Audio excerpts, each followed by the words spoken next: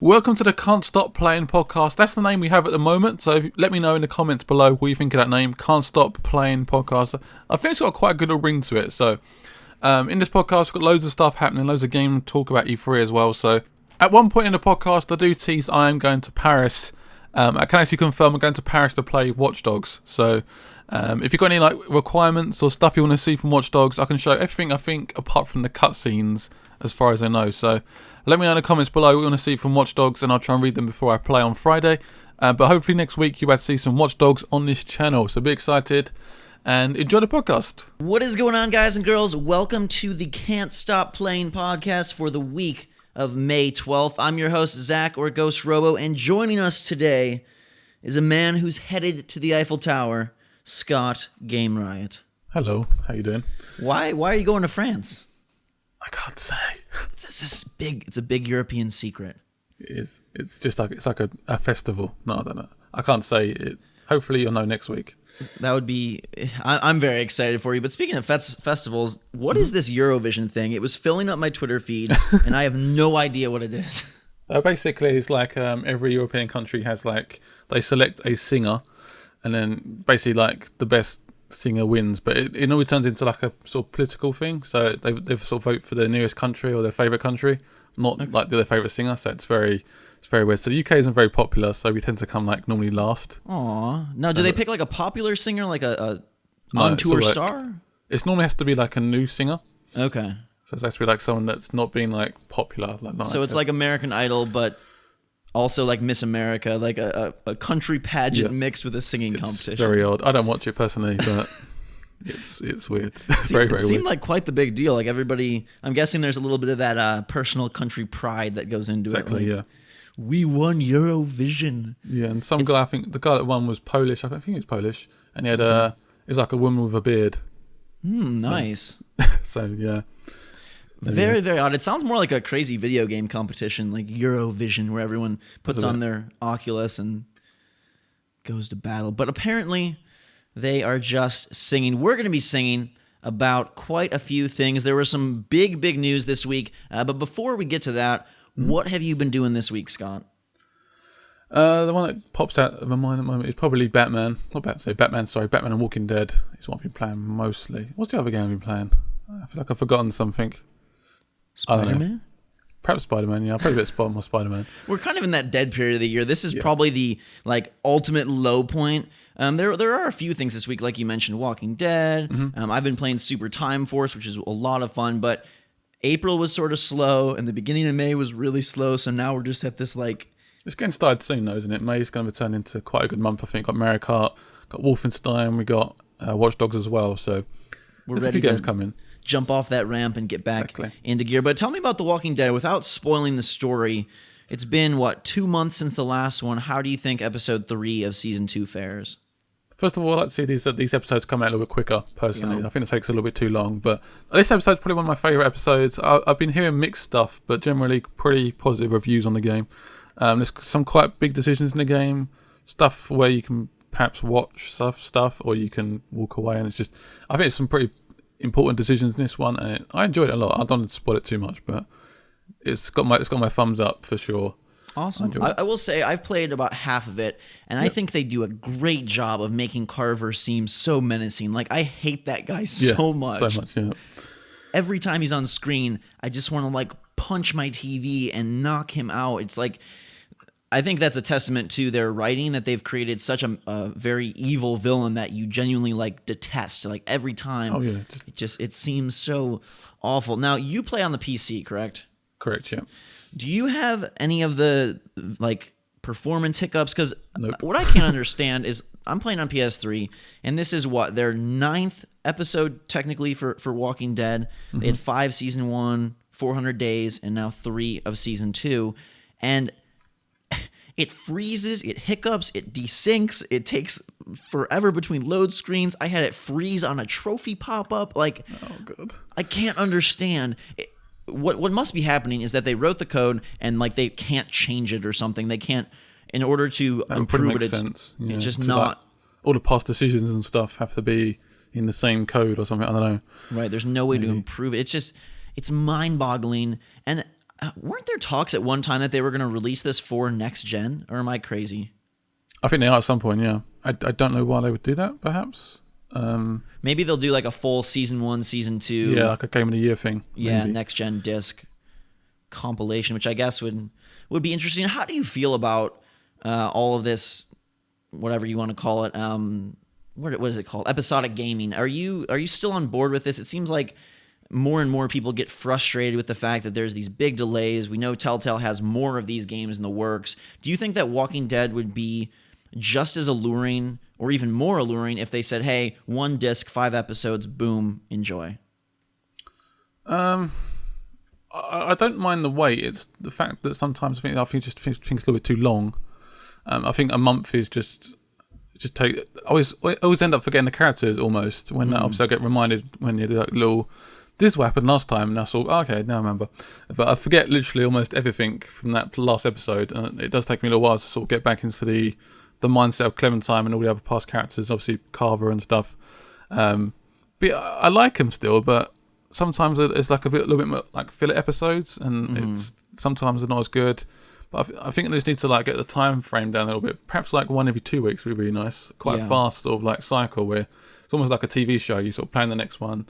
And I think they should like perhaps almost like work on all 5 episodes and then actually release them without sort of having this massive like development cycle where you do 1 every month. It's like pre-build them all and then kind of release them as you see fit. I like the TV analogy. I think it's interesting that for episodic gaming, all we've really gotten is story-based stuff, because story-based stuff is where you kind of need it to be released together, so you have that emotional build up and you know what everything's, what's happening, what's going on, especially for people that play Wolf Among Us and Walking Dead. I'm sure there's got to be, mixing of the streams, confusion, and I always wanted to see like a more action game, a more platformy game take an episodic turn, something like Mirror's Edge, where each week or every other week you had like a new runner mission. I thought that would be so cool if they did this episodic thing with something besides character-driven games, because those seem to be the ones that almost suffer the most from episodic. It's sort of a weird thing. I think that would work well, but I think the story's got to be quite engaging as well to work alongside the sort of action adventure sort of style of the game. Otherwise, I think it won't capture people as well. I think people watch like stuff like in the UK we've got like things like a soap which is on like every day pretty much, and it's just a story which is engaging them, so they want to see the character progress. Right. I think that's probably why obviously they focus on the story aspect. But if the gameplay is good obviously as well and a good story, I think that could work quite well. I agree. I think so. I think the best thing we both said is just if they could cut down that time frame, it would be huge. Massive DLC episode. Do you think they're doing too much though? I mean, they've got like Borderlands coming, they've got Game of Thrones coming, they've got Walking Dead, Wolfenstein probably have a season 2 as well. Walking Dead probably have a season 3, I'm guessing as well. So they're going to constantly be like, I don't know. It could turn into a little bit messy. Yeah, I would like to see them. I think that'd be interesting, like you said. Build the whole thing, release it, or at one point just try like a full game, see how that does. Have them make season 3 be all at once. I mean, we've both been playing the Batman DLC for Arkham Origins, and I really love that. And to me, that's easier to get back into, even though the controls take a little while, just because it's Batman, it's very established, and there's not like a lot of emotional strings and like character threads that we have to remember. I mean, to be honest, with Walking Dead, it's hard for me to remember what decisions I made, last time. If I see them in front of me, oh yeah, I did that. But like, if you said, Ghost, what did you do in episode 1 of season 2? I have no idea. Yeah. What happened. Stuff like the PC version runs pretty well. It runs for me, it runs 140 frames just all the time, so I have no hiccups or anything. But I've lost my save, so there's nothing I can do about it. So stuff like characters which survived in my last episode have died. Have died disappeared now, and I'm just like, come on, save my save somewhere or something. But just like, a lot of people seem to have that issue, like the carryover of the decisions and the saves corrupting and whatnot. But something that is totally out of left field is this game Super Time Force. Do you even know what this is? Not really. I've got a code for it, but I haven't checked it out yet. So Super Time Force is made by Cappy Games, and they've done some really cool indie stuff.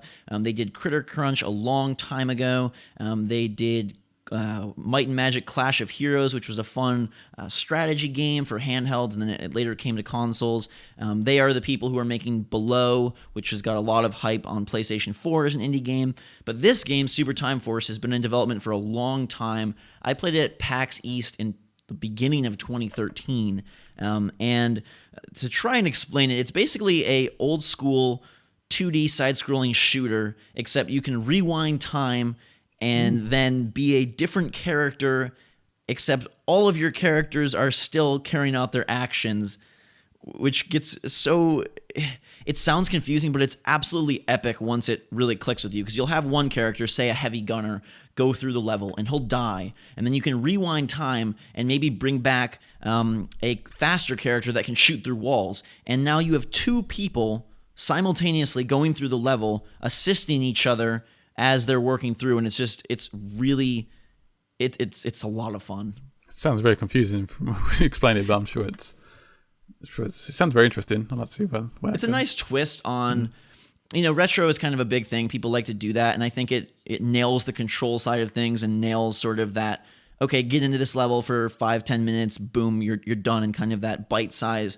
Real fun, real intense, a little bit bullet hellish. There's a lot of action on the screen. But because you have multiple characters, basically picture it like this. You ever play Super Meat Boy? Yes, I did. No, it's hard.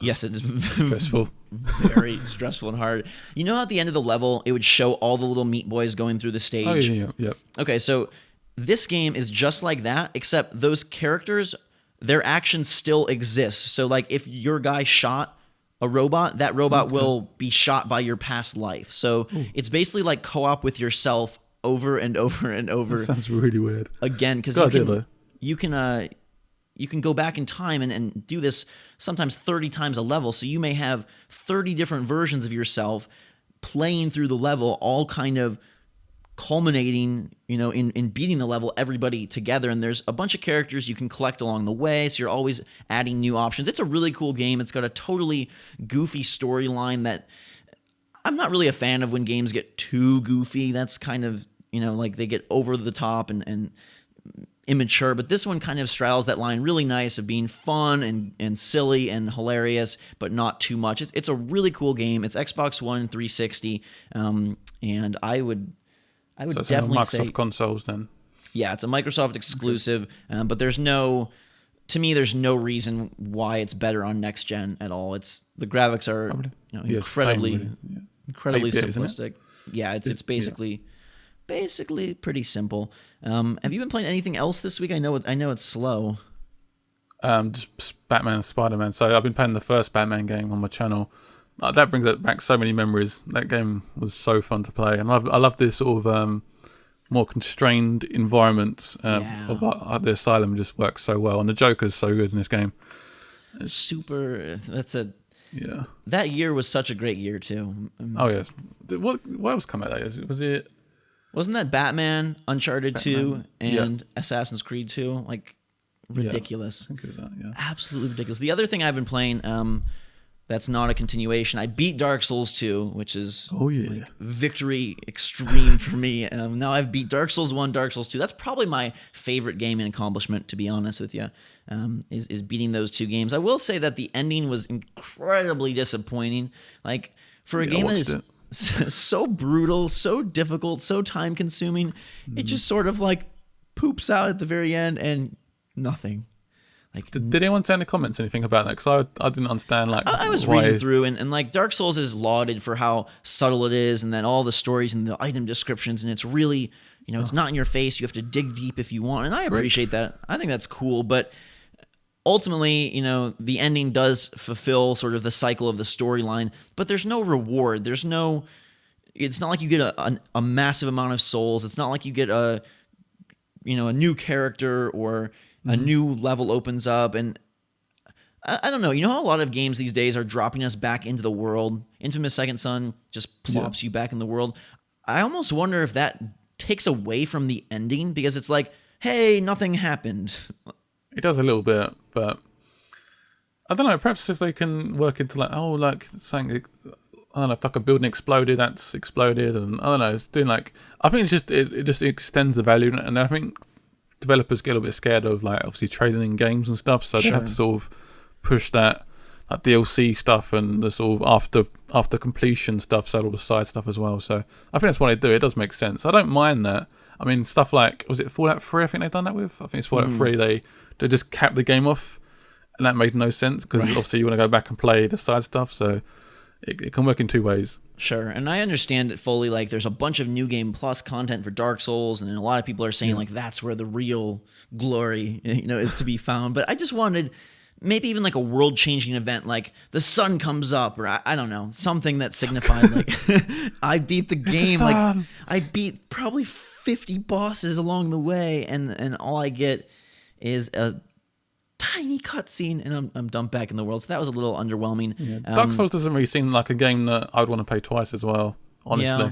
And it'd be harder as well. Yeah. The hardcore fans definitely love that. Oh, yeah. But for me, like the accomplishment of beating it, I feel like a lot of that would go away doing it again. Because so much of it is like in the moment, the stress of like fighting this boss and going to town on all these difficult enemies. It was still a great game. I think it is improved over Dark Souls 1. And I'm glad that I stuck it out. The last thing I'll mention briefly is Sports Friends. I'm not going to talk about it really that much. You can check it out on my channel. PS4 and PC, I think, later this month, I want to say.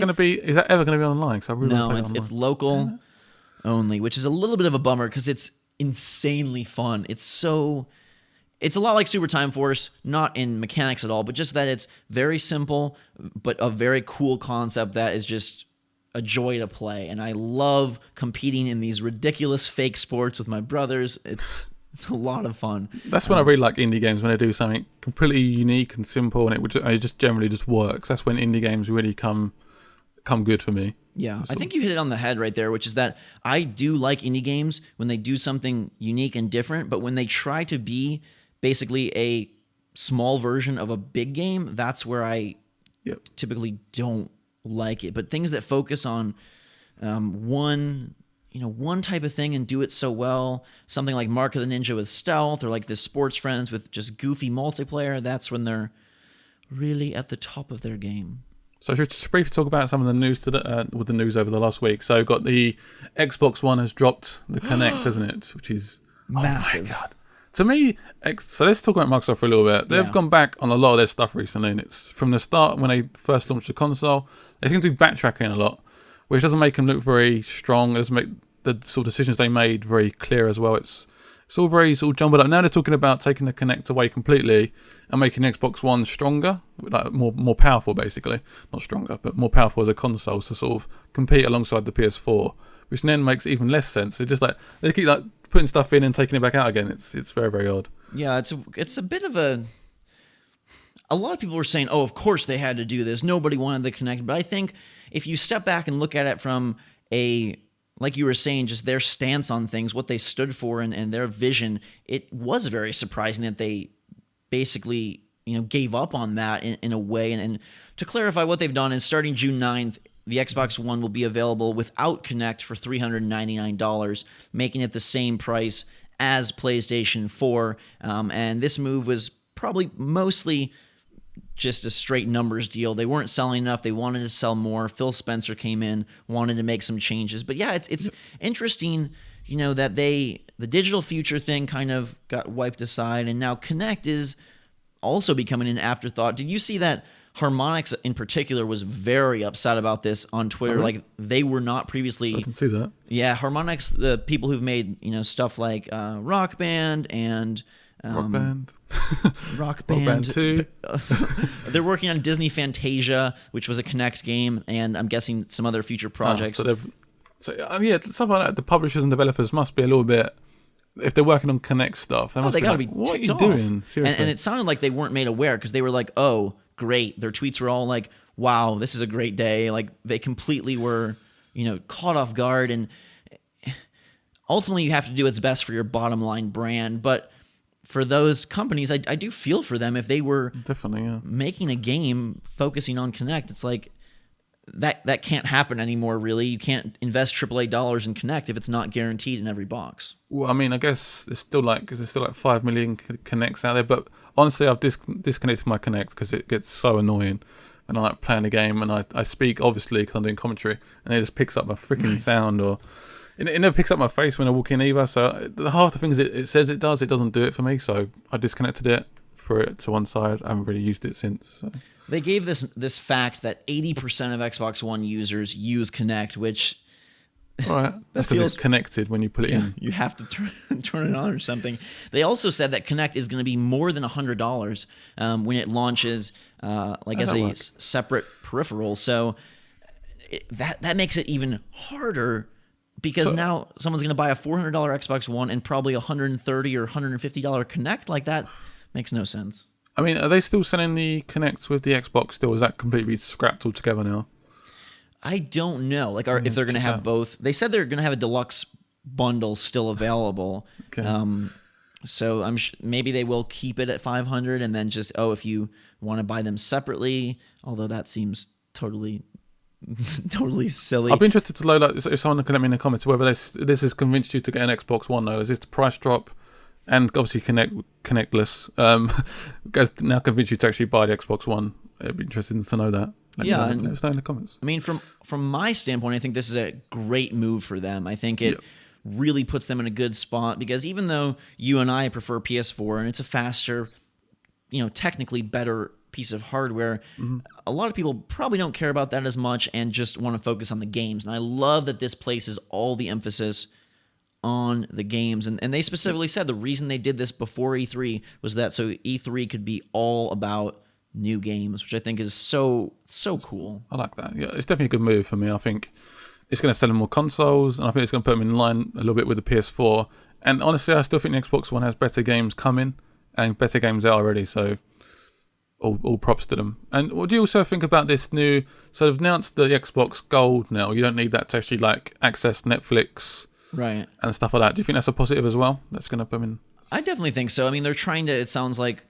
Be more like PlayStation Plus. They've announced their first Xbox One games for Gold, which will be the free game in June. It's Halo Spartan Assault and Max Curse the Brotherhood that you can get for free. And they've also said if you want a refund on Gold because you only used it for Netflix, that you can get that in June as well. Okay. So I think it's a great move for consumers. I was a bit surprised to see so much Microsoft hate online of just like, who cares the price? You guys still suck. You screwed us. And almost that reverse effect of like, now there's people who are saying, oh, I hate Microsoft because they did do this, because they did give up on Kinect. It's like they can never win.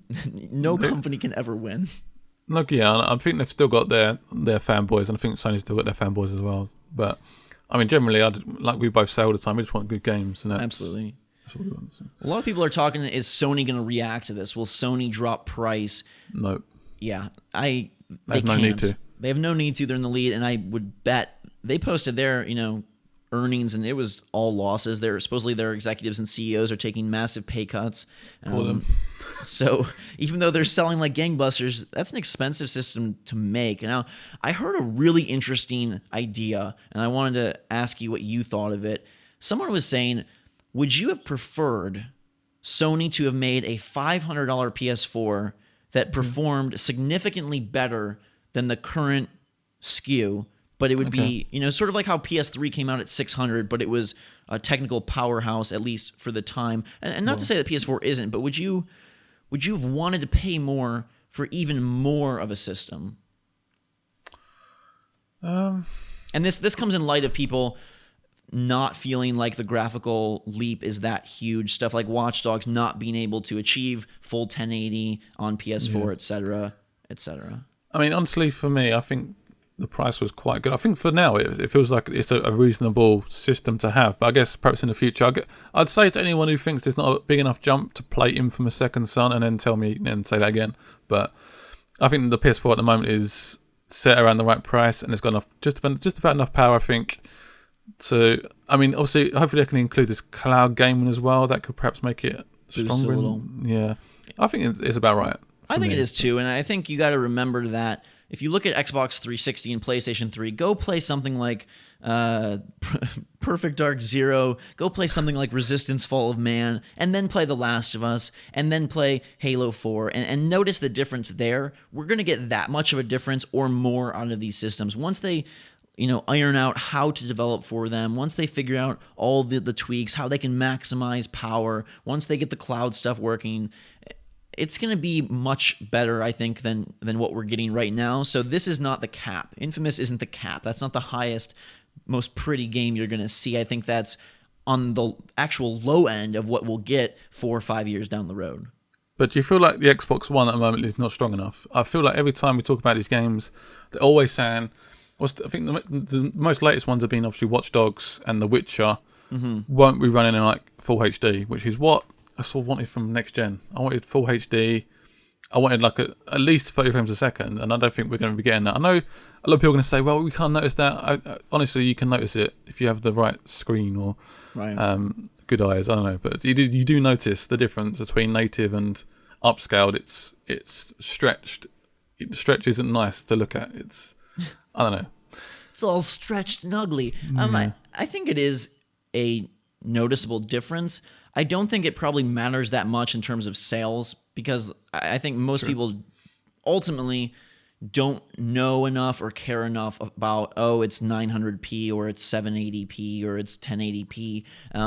I think that it'll be interesting to see if they, can up the power of the graphics by not requiring Kinect. If that, taking out that just a little bit, memory usage, if it can give it a little boost. But again, this is the same thing that they were dealing with last generation, right? Like, they were noticeably a little bit weaker than PlayStation, but I think with the right engine work, with the right developers, you can build a very pretty game. Take a look at Sunset Overdrive, for example. That looks amazing, I think. I think it looks very close to Infamous. We'll have to wait till we see it in person, but it looks very, very good. And Quantum Break is supposed to be a big graphical showpiece, so I think right now we're still in that awkward phase of games like Watch Dogs, which is a cross-gen game, so it's not really dedicated. I think the dedicated next-gen games, stuff like The Order 1866, stuff like Sunset Overdrive, stuff like Quantum Break, Halo 5, Infamous, whatever else they announce, that's what you really need to focus on, and to me, those will look close enough that it's not going to be a big deal. I think I agree. I think it's all about the exclusives and how they look compared to the other exclusives, which makes perfect sense. We want to talk about Sunset Overdrive, because we did talk about this thing in the last podcast. Didn't we? Just a little update about that. Yeah, so we thought it was exclusive because of money, but it seems like Sony wanted the IP rights to it. Is that correct? Yeah. To that game? Yeah, and it sounds like sort of a similar thing to Titanfall, which Respawn brought Titanfall to Sony, and that didn't work out, and now it sounds like Insomniac brought Sunset to Sony, and that didn't work out, which kind of, Sony's been talking, we're all about the games, we're all for gamers, but on the back end, there still must be some disconnect that they're not able to make these agreements work. But I don't understand, why didn't Insomniac go to Sony and say, well, we're just doing this multi-platform game, are you interested? Surely they'd be like, oh yeah, that's great, we'd love to have that on our console. Surely they must have gone to Sony and said, can you give us money for this game, and we'll make it exclusive? And then Sony's gone, well, we want to buy your IP. We want to own your IP for future games, which makes sense to me personally. If they want to make it exclusive, they're going to want to stick it long term as an exclusive on that console. Yeah, I think this is a bit of a bait and switch answer. I mean, I think it's both. I think it was IP and money. It's not like Insomniac came and said, we want to make it for Sony, just let us own the IP. I'm sure they asked for some exclusivity deal, and I'm sure Microsoft did give them money as well. They're definitely a sizable amount as well. Yeah, for sure. So I'm concerned still. We're talking about what can Sony do to respond, what will they do. I don't think a price drops in their future, but I sure hope they have games, because it sounds like Microsoft is gloves off, ready to go to battle at E3, and Sony is going to have to bring it from a game standpoint now that they're both $400. Definitely. I'm worried about Sony and E3. I keep hearing all these rumors about what's going to be in their conference, and it constantly sounds like to me that Microsoft have quite a strong showing. I think also the Wii has quite a strong showing as well. I think Sony's got a lot to show at the moment, unfortunately. I mean, if they could get that, there was an announcement that Rockstar will have a next-gen game in fiscal 2014, so that could be end of this year or beginning of next year. Yeah. Is that GTA 5 HD edition, or is that Agent, or is it Red Dead 2? What do you think? If it's coming out between this period, I think it's going to be next gen GTA, unless they announce something at E3, which I haven't heard about at all yet. So it'd have to be announced very soon if it's going to be a brand new Red Dead or Agent or something. I mean, if Sony could secure an exclusive Rockstar game, man, that's massive. Absolutely massive. They announced the sales numbers. GTA 5 is up to 33 million. If they can announce like a really good Rockstar game exclusive for that console, you're going to see Sony consoles flying out the door again, and they're going to be hard to find, and it's going to be such a big title for them. If they can do that, good for them. Side note to that investor call was that BioShock Infinite ended up shipping 6 million, which I think is pretty... Yeah. What's the other game they spoke about? Was it BioShock and... Talked about Grand Theft Auto 33 million, BioShock was 6 million, Borderlands 2 9 million, Civ 5 million, NBA 2K14 6.5, which that's pretty massive as well. I'm surprised that year, didn't they? NBA is like, they said it's the best selling sports franchise on next gen, and it's the third highest selling game of any game on PS4 and Xbox One, NBA 2K14. Apparently Call of Duty Ghosts is the first. Oh, is it? That makes really? no sense to me. Yeah, on next gen. Wow. I was so surprised by that. I can see that. You're hardcore gamer shooter fans, want to go there. Nintendo, the least hardcore of the the group here. A lot of people have been asking now, are they going to drop the gamepad since Microsoft dropped Kinect? Would Nintendo likewise drop the gamepad and make a cheaper Wii U? And instead, we had a bunch of rumors come out, and kind of things were clarified by Iwata saying, no, they're doubling down on the gamepad. They're going to be showing a lot of gamepad-centric games. So they've really gone back and forth on this. First, the gamepad was not really important, but now, oh my god, it is super important. So I don't think there's any way you see a Wii U without the gamepad anymore. I don't really understand the pad when I use it, and I don't really... It can be good. It can be good, I promise you this. On very rare games, though, I prefer just a controller, and I think I might buy just a controller for it.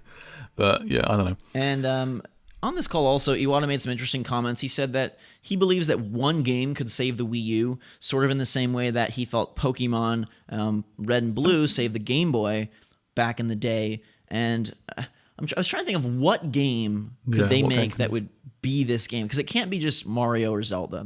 It could be a whole new like Pokemon on the Wii U, perhaps. Maybe it is this NFC game, the thing with the figures. If they can make a... No. I think the figures are so cool. Not going to push Wii U units. They need something to wow us, not some freaking figure. But everybody keeps saying, oh, it's too little too late. But like, here's the deal. I think a great game can be great and push units no matter when it's released. Like, people don't say, oh, because Black Ops released so late in the life cycle, because Modern Warfare was the fourth Call of Duty, like, oh, it's too little too late. Oh, because Last of Us came out at the end and it's just another third-person shooter, too little too late. If they make a truly great game with these figures, like, that could be a massive thing. And, I mean, if you look back at what they have exclusive, I still stand by the Wii U has the best exclusives of any of the consoles. And so if they could just do something a little bit brave for a change, it could be really good. I mean, what interests me most about the figures is that they're planning on having them be used across games. So the figures become a platform, by itself, rather than just, buy Skylanders and, play it for a month and be done with it. If the figures can go back and forth, where you put your character into Smash Brothers and then you pull him out and put him into this new Mario game, like, I think that's a pretty alluring proposition, that you buy one figure. It almost makes them real. And if they do this with Pokemon, where then your Pokemon can go back and forth, like, kids are going to love that much more than they're going to love buying. Yeah, but then you said the thing, you just said it perfectly. Kids are going to like it. Kids don't buy consoles, though. They don't. Yeah. I don't know. It will help, but it's going to help towards the younger audience. And then, what do I play? But here's my thing about that, right? The only thing Nintendo doesn't have is gore and guns. Other than that, like, they make great games. They've got good graphics now. Sure, it's not realistic, but they're crisp and they're colorful. Definitely. Right? So they have great gameplay. The games control really well. They feel good on the controller. The only thing they're missing to make it, quote, for the core gamer, in my opinion, is guns and gore. And like, it's sad to me that just because they don't have that, everyone dismisses them as a kid platform. And sure, a lot of their games do trend towards a younger audience, but to me, the big thing that people hate about it is that there's no guns and there's no gore. Think about every major title we've talked about today: Sunset Overdrive, Watch Dogs, Halo 5, Order 1866. All of these games have guns and gore. And to me, like, that is why Nintendo is perceived as a child's toy. When in I don't think these toys are going to help, though. If they bring out these toy figures that interact with other games, or no, not from that standpoint. Of course not. Yeah, it won't change anyone's mind. I mean, Iwata said that they know where they're going forward. He said they have a 2-year plan. His quote is something like, "The idea I mentioned about redefining the definition of video game platforms will require approximately 2 years." So supposedly, in 2 years, Nintendo will redefine the future of gaming. Wow. Okay. I will eat my shoe if that happens, personally. But yeah, they said they've got potential to keep going, and obviously, I think, like you said, I think they've got to pick out this one game that makes every person that loves gaming excited, and I think it could change the course for the Wii, but I don't know. I don't know what that game is. It's not this figure game, in my opinion. They're talking about branching, making their platform basically more like iOS. So how iOS is applicable on iPads and iPhones, and kind of a little bit with MacBooks as well. Having a unified platform like that, so in theory, it would be that the game can be played on the handheld and played on the console. Seems to be where they're kind of going. Some sort of more universal platform, I guess. To me, it doesn't make much sense. Like, I get it in concept, but thinking about, like, so I can play the next Mario on my handheld or my console, why am I buying both? But apparently we'll know in 2 years, Scott. You will know. Yeah. Uncharted 4 will be out by then. I'm playing it. Okay. So you are just... No, I'm just being like... This is my point of view. I'm not some like Nintendo hater or something. I just want a good game to play. I mean, Bayonetta 2 on that console makes no sense to me either. But who signed that deal is retarded. Let me stop you right there, because you said you just want good games. If Mario was reskinned as a Grand Theft Auto game, would you play it? I mean, because Mario is a great game. Pikmin 3 is a great game. Like, these games... Oh, yeah, but then they've gone, no. Someone more. I've got the console because I liked the look of Pikmin 3 and those sort of games, but I'm looking for the next game. But what next game are you looking for? Are you looking for a mature rated game? The only one I can look at is Mario Kart for me, personally. That's one I'm interested in. I can't see anything past that. Perhaps Zelda. I don't know. I'm not even much of a Zelda person, but that could be a good game for me to get. But that's as much as I can see in the future. I think the big deal is that they don't make mature rated games. I don't know why more people aren't talking about this now. It's been talked about in the past with like GameCube and the original Wii, but to me, they don't have mature rated games. They don't have anything that they can throw up on the VGX that will get as much excitement as, Dead Space 4. They don't have anything they can throw up on stage that will get as much of a, ridiculous cheer as the next Rockstar game, because really? I think that's... think like Mario Galaxy 3 or something would not get any sort of buzz, or even like just a picture of Zelda or something would not get a cheer, or people wouldn't be talking about it. Sure, people talk about it, but I just think in terms of, when does Call of Duty Advanced Warfare come out? November 5th? Go to your local retailer on November 5th, and you'll have a line of people at midnight to buy that game, and I don't think that an E-rated game can do that. I don't think it's cool to be 20 years old and go line up for Mario. It's not cool, but I think people would do it. I mean, I'm sure people queue up for like Pokemon. Pokemon, yeah. And so I guess maybe if they bring out a Pokemon, it could work for Wii U. I really feel like in our day and age, the thing that's going to get the cool commercial, the thing that's going to... I mean, picture this. Okay, the Super Bowl is like a big time for ads, right? And if you saw a new ad for, this year it would have been something like Infamous or Titanfall, like that's a major ad you can run in the Super Bowl and people are going to get psyched about. You cannot run a Zelda ad during the Super Bowl. It's just not going to work.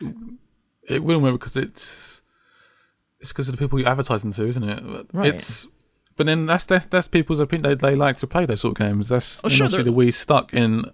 They're allowed to like whatever they want to like. I just think that here's my guess. I bet Nintendo is not advertising just to kids, but kids are the only people like eating that advertising up because everyone else is like, oh, Mario, it must be, child friendly. It must be made for little kids. But really, something like Mario Galaxy 2 that has some brutally tough areas, that's not made for kids. Look at something like Knack for PlayStation 4. That game was a really tough game. Like, I'll tell you, that's the hardest PS4 game I've played, and nobody thinks that's for adults. I guess so. Is that wrong marketing then? Is it just the fact it looks like a cartoon? Yeah, I think what it is probably the people making the game are hoping for something that just isn't going to happen, which is they're hoping for both. They're hoping to be able to make a very fun, lighthearted, joyful-looking game, and yet with good mechanics, have the hardcore, quote-unquote, eat it up. And I don't know that will ever happen. I just don't. I think getting that mass-market game like a Madden or a Call of Duty, or even like a Mass Effect or a Dead Space, like to get that kind of I just think back in the NES Super Nintendo era, it was cool to go to school and talk about playing Mario because that was like the game.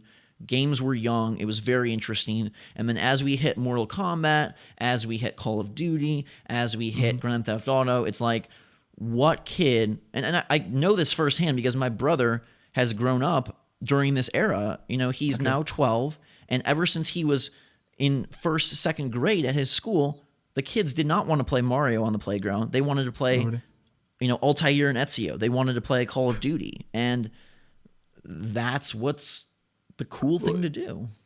Okay. I don't know. I think it's more to do with taste. It's like taste as well.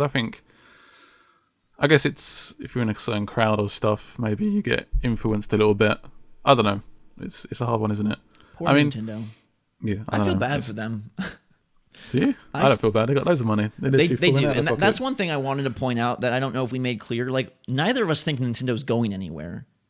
Oh no! I mean, they're not quitting. They're not bowing out. They have so much money. There's some ridiculous stat like they could exist for the next 30 years with no profit and still be operational. They're sitting on such a huge pile.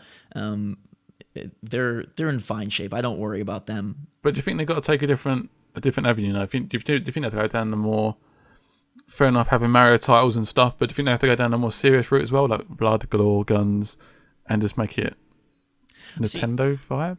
I think they could do that. I'm a person that would rather them stick to their guns and be successful. I just don't know if it's possible. But I will say, if they, in 2 years when they redefine video game platforms, if they came out with a console that was focused on a Dark Zelda, a Metroid Prime shooter, a serious racing game, not Mario Kart, but F-Zero, more like a Wipeout style racing game, I think that could be appealing. I think that the Wii U, focusing on Nintendo Land, New Super Mario Bros., like, those are their biggest franchises, but they're the wrong franchises to market to hardcore. If you want to get the hardcore, I think you have to give them something that they already have a taste for, right? So a very dark, mysterious Metroid shooter, that could be something that, even though it doesn't have blood and gore, even though it's not ripping people's heads off, it still would attract a little bit of that same attention. You know what I mean?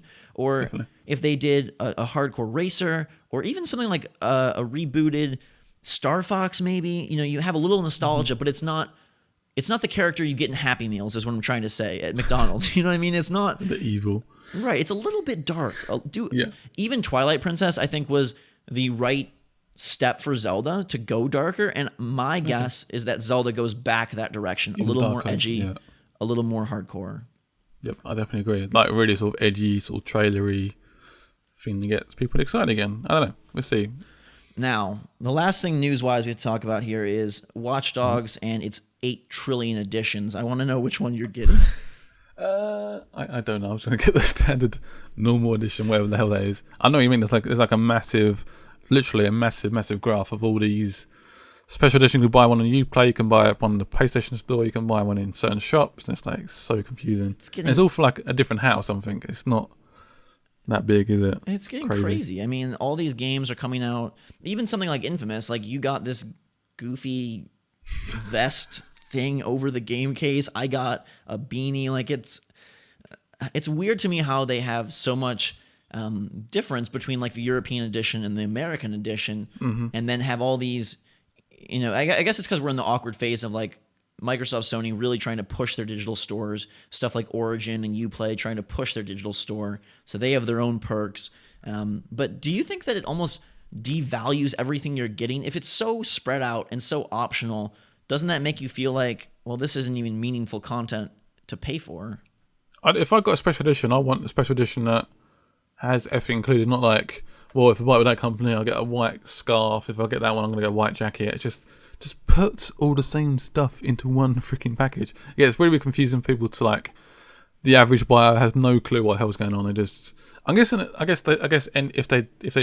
a hardcore gamer, they just walk into a shop anyway, and then just buy whatever versions on the side on the shelf. Right. So I guess it's not too bad for those sort of people, but whatever version you're gonna get, you're gonna miss out on something, which is really annoying. Which is, I don't get it. It's confusion fest of editions. The confusion fest of Watch Dogs. We are close to that game, and I gotta say, I'm getting excited. I've been one of its biggest critics, but I'm really eager to play it just because I don't know exactly what it is, and I'm excited to see if it can impress me a little.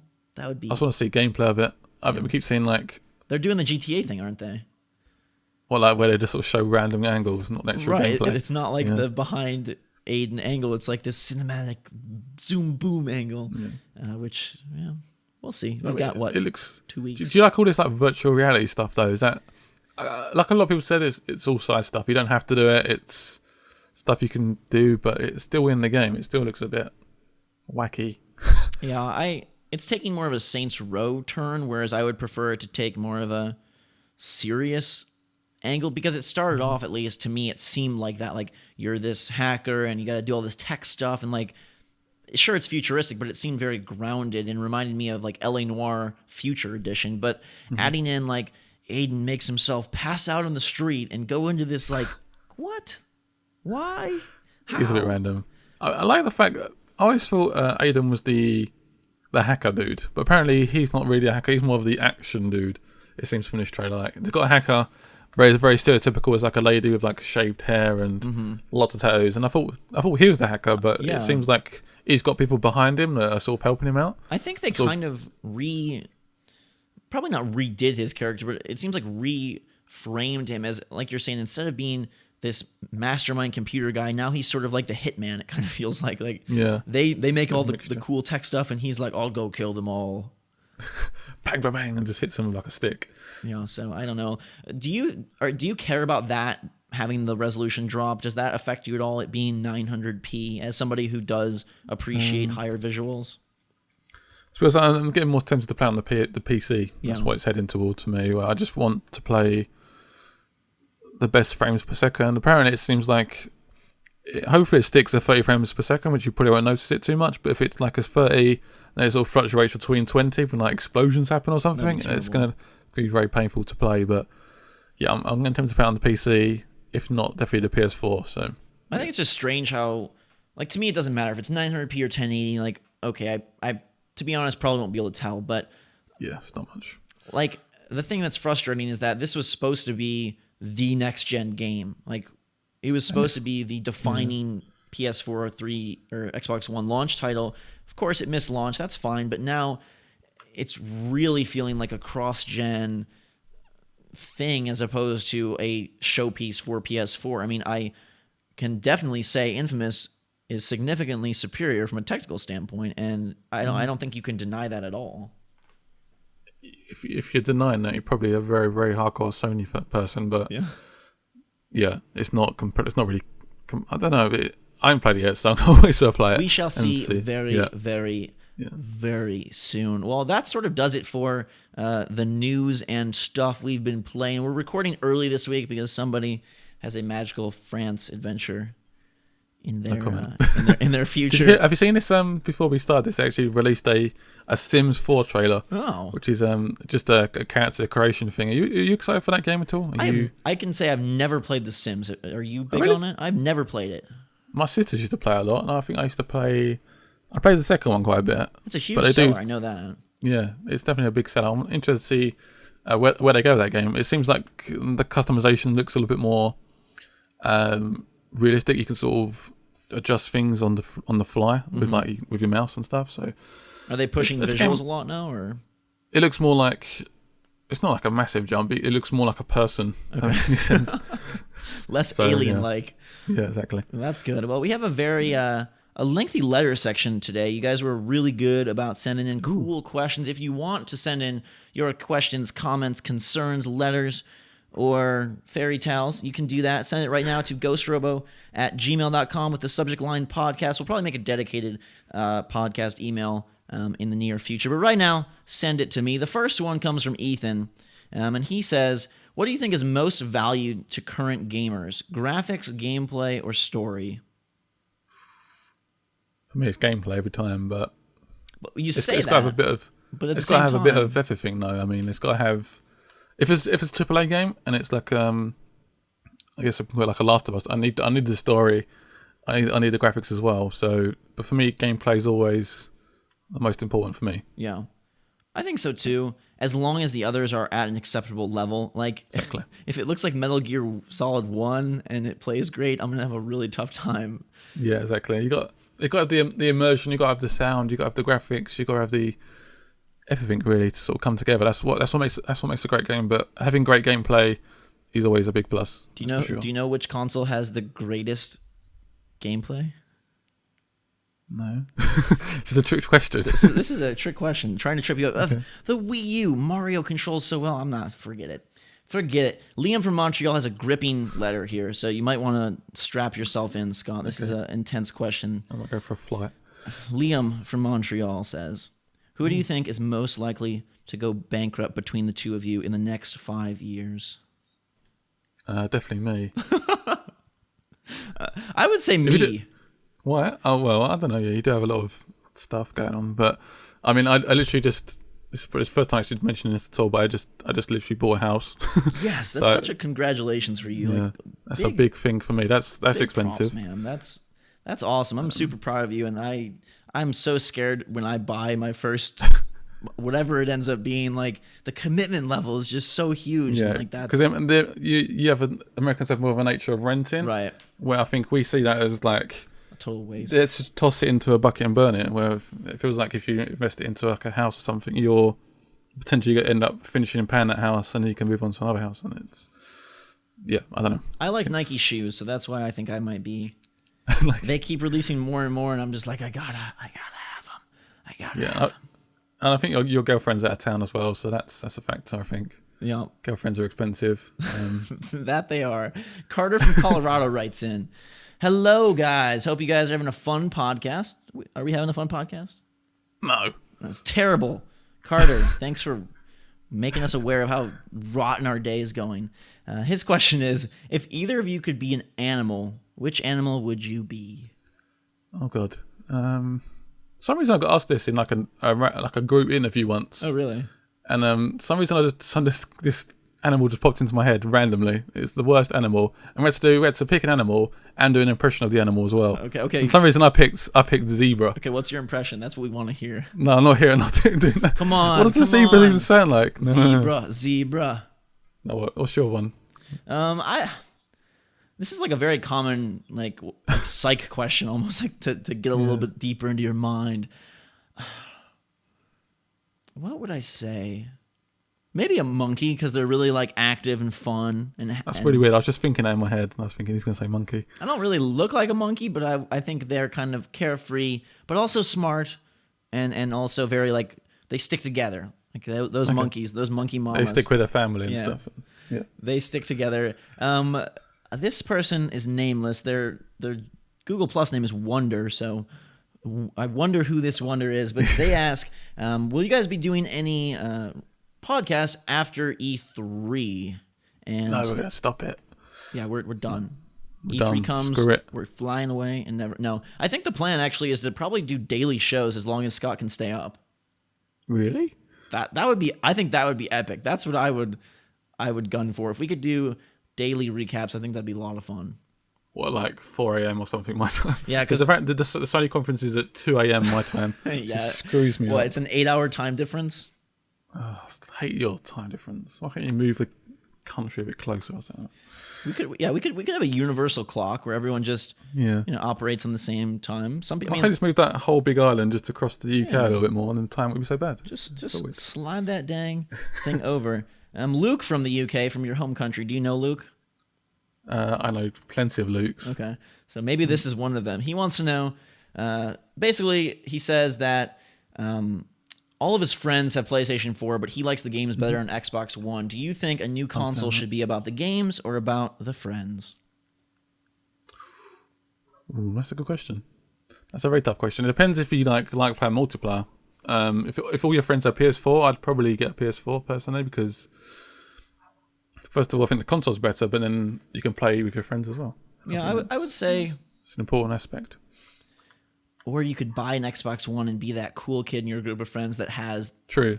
I'm playing Halo 5. all the fun games. I don't know. I think it's up to you. Multiplayer is a huge thing, and that's something that I've really realized lately. Before I did YouTube, I didn't have many friends that played games except my brothers, and even they were sort of not as into it as I am. So starting YouTube, meeting people, and being able to game with others is like a really fun experience. I know you and I have so much fun with The Last of Us or Titanfall, so I guess you got to go with your gut on that one.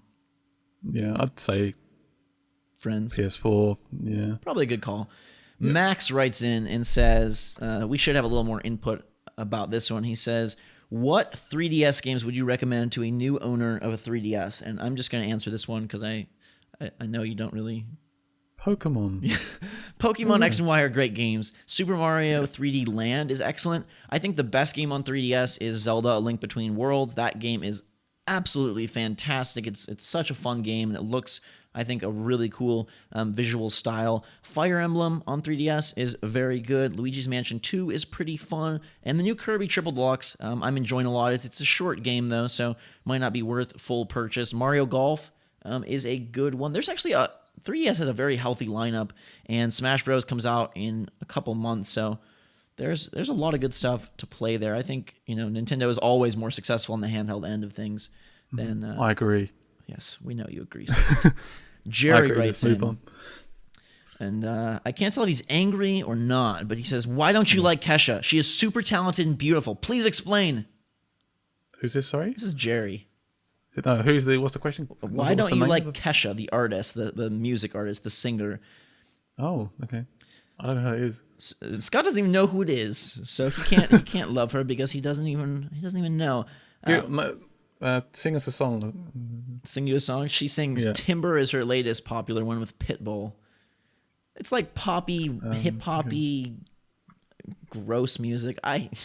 She's kind of a train wreck, to be perfectly honest. I think me and you have quite different tastes in music, don't we? We do, yeah, absolutely. You like yo, bro, yo. I'm all about rap and hip-hop R&B with some like electronic stuff, and what kind of music do you like? I don't even know. I just like UK stuff. No, I like this.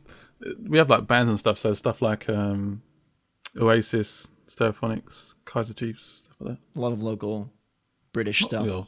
Yeah, it's sort of local. Interesting.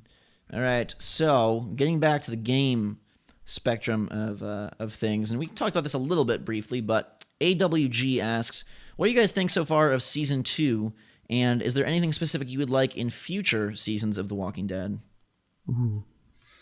So far, I'm enjoying Season 2. I think it's still slightly behind Season 1, but this last episode definitely did prop it up a lot for me. I think the last half of the episode was really, really good. Mm-hmm. So I'm excited to see where it goes. Lots of gore and stuff, which is awesome. But for me, I want to see, and perhaps, to be honest, I've got to see what happens at the end of Season 2 to then decide what I want to see. But perhaps like a tiny step up in graphics would be quite nice. Yeah. Perhaps a little bit more gameplay. There seems to be a lot of when we're doing walkthroughs and stuff. The first bit was just talking. Literally, the first 17 minutes was just talking. I'd like to see a little bit more gameplay in between that, perhaps. I want to see a Lee zombie. I want to see a Lee zombie. Yeah. It's weird that Lee still intros the episodes. Yeah. It's like it can be bothered to recall someone else like Clementine doing it or something. A bit odd, but interesting. Yeah. Levi writes in, got a couple more here. He says, "What games do you think will get the best reactions at E3?" So not necessarily what is our favorite game, but what game do you think will get the biggest like press reaction? And I'd have to say new announcements. So probably things we don't even know about. But of what we do know, I think Fallout 4 would be probably the biggest. That's not. I don't see that happening. I don't even see any rumors for that. So let alone actually seeing it. But there's been a lot of this. I've showed you this one quite recently, haven't I? The leaked press conference stuff. And for me, I think seeing Battlefront 3 gameplay would be quite a big one. If it's impressive enough, that's going to blow up E3. Good graphics, good gameplay. That could be Star Wars name attached. That's a big one. Alex from Washington D.C. asks, "What are you and Scott's most prized possessions?" Jesus. Guess I'd say my car. What about Thomas? First of all, it's not really mine. I can't just take it. Thomas claim the it for my own. Can't. Well, eventually you can take it. Hopefully not soon. Yeah, sorry, that's a bit morbid. Yeah, probably my car or computer or something. Mine, I don't know. Kobe. My puppy isn't really mine. Maybe my shoes, my Nike shoe collection. How much shoes have you got now? Oh God, we probably shouldn't talk about this. I'd say I have probably like 15 pairs of Nike basketball shoes. 15 to 20. Something like that. Ryan from Tennessee asks, and this is one we kind of covered, but just to give you a little shout out there, do you think Nintendo would ever go the way of a publisher and make games for other platforms, something like Apple, Android, or even Xbox or PlayStation? I don't think they're ever going to do that. Aren't they already got plans to do stuff like iOS? I think they have plans to do like little previews for their game, but not like fully published. Like, oh, Mario, Galaxy 3 is available on iOS. So now what I can see that happening is if they literally can't seem to get anywhere in the console space. I see this happening if the Wii U fails, which it is at the moment, and it continues to go down that avenue. And then the next console comes out and it fails again. And then I'll see them perhaps just going straight into publishing. And then obviously doing perhaps portable stuff as well. I think the hard thing, or the good thing, is that they have so much money, there would be no... The only incentive for that would be to make more money. And as long as they have a huge stockpile, I don't think they would relinquish their... I mean, we keep saying they got a lot of money, but as soon as they see their shares going down... Sure. And constantly just dropping, that's going to be a factor, and they're going to run out of money. I just also think being a Japanese company, the pride of making their games for their own consoles for the last 25 years, I can't see them going away from that. I think sometimes Japanese people, like, without being offensive, they are quite, what's the word? I say stubborn. That's not the right word, but they're very like set in their ways. Yeah, and I think that sometimes they need to sort of move forward on a little bit. Well, we saw that with Sony. The PlayStation 4 handed a lot of responsibility over to SCEE and SCEA, and that benefited them. Them greatly. Speaking of yesteryears, set in your ways, Charlie Savage from the Green Grass Forest says, "Hi guys, first off, love the content, keep up the great work." Thank you very much. His question is, what games from the PS2, GameCube, original Xbox era do you think deserve a sequel? His choice would be Jak and Daxter. That's a good one. We're seeing a lot of... Go ahead. Oh, go on, sorry. I was going to say, we're seeing a lot of remakes from like the current recent era, but yeah, diving back in might be a little more appealing. What's that? I think perhaps Crash Bandicoot, we mentioned this last time. Yeah. Honestly, think on that. It's a good one. Desperately. I mean, Battlefront technically is a sequel to a PS2, GameCube, Xbox era game. I'm trying to think. A lot of franchises that were created there did continue on. Stuff like... If they'd done well enough and they were good enough, they do tend to continue, didn't they? So. Yeah, I mean, I think that was a different era too. A lot more mascot-y stuff. The Jak and Daxters, the Ratchet and Clank, the Sly Cooper, which almost all of them have seen sequels, actually. Croc. Yes, that's what I want. Croc. What a game. That was my first PlayStation 1 game. That's bloody hard, that game. So it's the only time I've ever called a helpline to ask for help, and then they didn't help at all. Oh, really? Those are the things that you bring up on the back of like the booklets. And, right. Like, this will help you. They never help you. They have no idea what it's talking about. Yeah, it was such a hard game. Just get Croc money. 2, Legend of the Gobos. What a So good though. Well, that was back when they didn't even have the analog stick, so you're moving with the D-pad, and it just it was complete craziness. Amazing how far games have come. Amazing how far we have come into this podcast. Thank you for watching all the way to the end of the podcast. I do appreciate it so much. It does take me so long to put it together.